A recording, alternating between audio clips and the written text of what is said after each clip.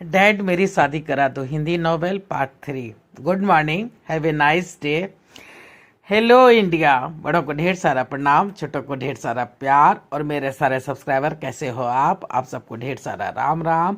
Ganpati Bappa Morya. Welcome back to my YouTube channel Simi की diary में आप लोगों का ढेर सारा स्वागत है।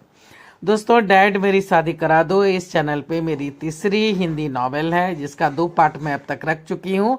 आज तीसरे पार्ट में आप लोगों का तहे दिल से स्वागत करती हूँ। ये कहानी बाप बेटे की है। कपिल देव जो कि बाप है और नवल उसका बेटा है।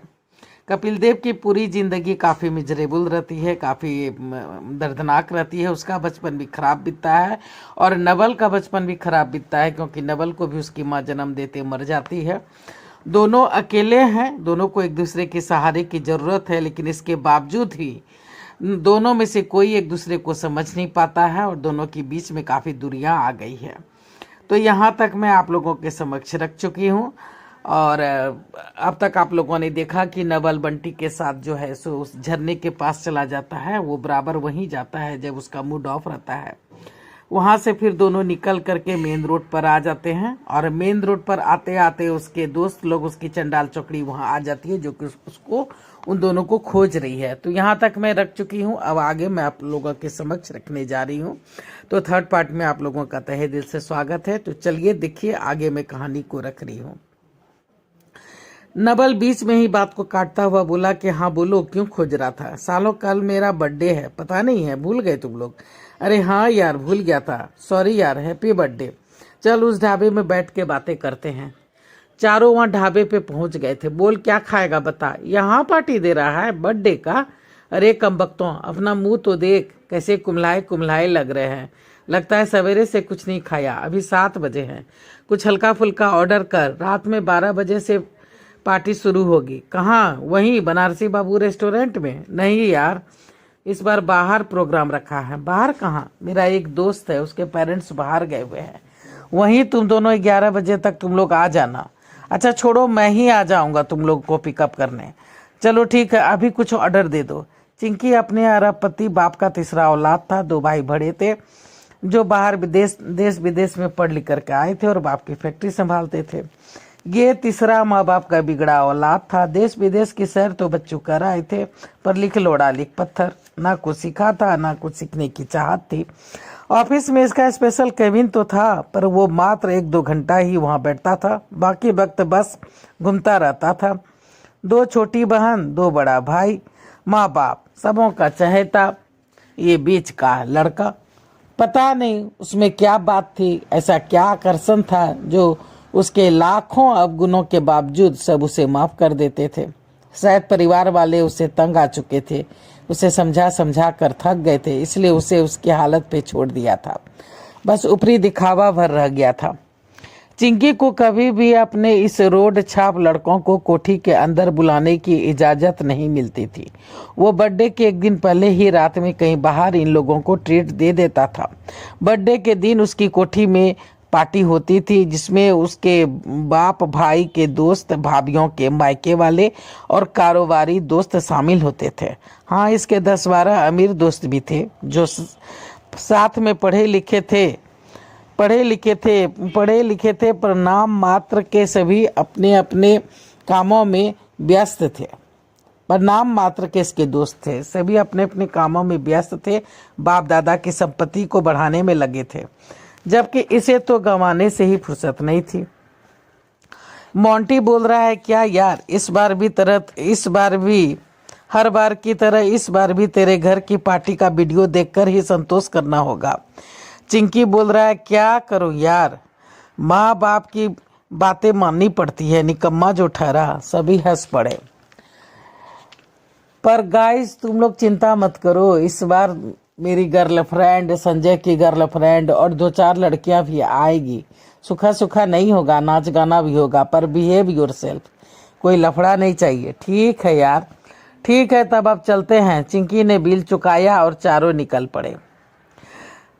नवल दिन भर आवारागर्दी करे, लाख कुछ भी घूमे फिरे, कुछ भी करे, पर रात के 9-10 बजते बजते घर जरूर आ जाता था। आज घर आया तो देखा डैड दुकान से आ चुके हैं, खाना भी तैयार है। वो डर गया। आज तो बच्चों खैर नहीं, डांट पक्की है। पर डैड बहुत खुश नजर आ रहे थे। आ गया, चल हाथ पैर धो, खाना तैयार है। नहीं डैड, मैं नहीं खाऊंगा, मैं तो फ्रेश होने आया हूँ। आज चिंकी का बर्थडे पार्टी है, हमें निकलना होगा। सवेरे आऊँगा, आप खाना खा के सो जाना। अच्छा ठीक है, 10 मिनट की बात है, सुन ना, फिर तैयार होना। क्या बात है, आप बैठ। कपिल देव ने उसे बड़ा प्यार से अपने पास बिठाया। क्या बात है डैड, आज बड़ा प्यार लुटा रहे हो, आज मूड भी बड़ा अच्छा है। हाँ, तुम्हें संदीप चौधरी याद है ना? हाँ डैड, ले देखे 2-4 दोस्त ही तो हैं आपके, क्यों, क्या हुआ उन्हें? उसके ऑफिस में काम कर रहे एक चपरासी की बेटी है पायल, बहुत सुंदर है, 10वीं पास है। उससे तुम्हारी बात चलाई थी। रमेश अच्छा इंसान है, मैं भी वहीं ऑफिस में क्लर्क था, तभी उसकी नई नई नौकरी हुई थी। 1-2 बार उसकी बेटी को भी देखा था बचपन में, आज देखकर आया हूँ, बहुत सुंदर लगती है अब। नवल खुश हो गया। क्या बात है डैड, लगता है भगवान डर गए मेरी आत्महत्या की धमकी सुन के, बड़बड़ाते हुए। क्या? कपिल देव अकबका गया। क्या बोला तुमने? कुछ नहीं डैड, मैं मजाक कर रहा था। उसकी फोटो नंबर कुछ तो दो। नहीं, ये सब नहीं चलेगा। बस तुम कौशल्या के घर 1-2 दिन में तुम्हारी मीटिंग रखवा देते हैं कौशल्या के घर में, तुम वहीं उससे मिल लेना। अगर पसंद आ गई तो बस चट मंगनी पट ब्याह कर देंगे। ठीक है डैड।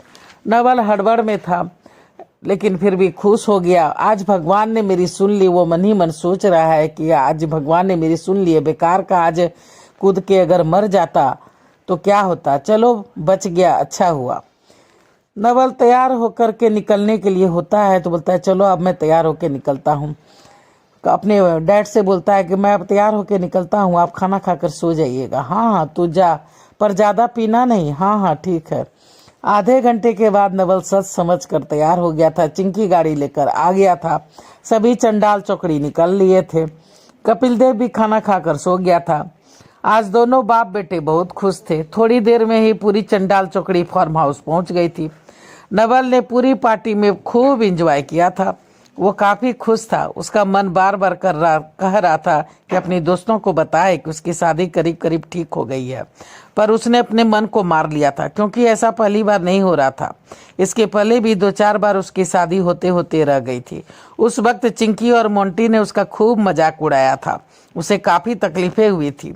एक बार तो मन हुआ था कि इससे दोस्ती तोड़ दूं, पर वो जानता था एक वही है जिसके पास पैसा है, रुतबा है, पावर है। उसके बदौलत ही तो सभी दोस्त ऐश करते हैं। 3-4 बार उसने ही तो उसे जेल से बाहर निकाला था। 2 बार बीमारी में, एक्सीडेंट में दिन रात उसकी सेवा की थी, खून दिया था।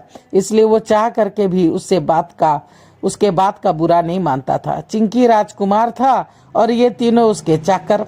दिन रात उसकी जी हजूरी करता रहता, उसकी हाँ में हाँ मिलाता। वो भी दिलो जान से इन तीनों पे जान छिड़कता था, इसलिए तीनों उसकी किसी भी बातों का बुरा नहीं मानता। चिंकी के बातों का कोई भी बुरा नहीं मानता था। और फिर आज तो उसका बर्थडे भी था। दोस्तों की बर्थडे पार्टी खूब जोर शोर से चल रही थी। सबों ने खूब हो हल्ला किया था, खूब खाया पिया, डांस किया और फिर सभी थक करके वहीं उसी फार्म हाउस में सभी सो गए थे। दिन के 9 बजे नवल घर पहुंचा था। कपिल देव दुकान पर जा चुका था। वो आते ही सो गया था। 2 दिन लग गया था नवल का हैंगओवर उतरने में। अन्य दोस्तों का भी यही हाल था। ऐसा पहली बार नहीं हुआ था। नवल के किसी भी दोस्त का बर्थडे होता तो सबों का यही हाल होता था। कपिल देव इस बात को जानता था, इसलिए 3 दिन के बाद का ही समय पायल के माता पिता को दिया था। कपिल देव जानता था कि मैं उसे लाख मना करूं कि नहीं पीना, लेकिन ये सभी चंडाल चौकड़ी जरूरत से ज्यादा पिएगी ही, और वैसा ही हुआ था। 3 दिन के बाद सवेरे सवेरे कपिल देव बोल रहा है, नवल जी डैड, आज 3 बजे कौशल्या के घर आ जाना, वहीं पायल अपनी मम्मी के साथ आने वाली है। तुम दोनों आपस में मिल लो, एक दूसरे को देख लो। अगर सब ठीक लगेगा तो जल्दी ही मंगनी और शादी दोनों ही कर देंगे। पर डैड, कौशल्या आंटी के घर क्यों? नवल अभय और कौशल्या के नाम से ही खार खाता था।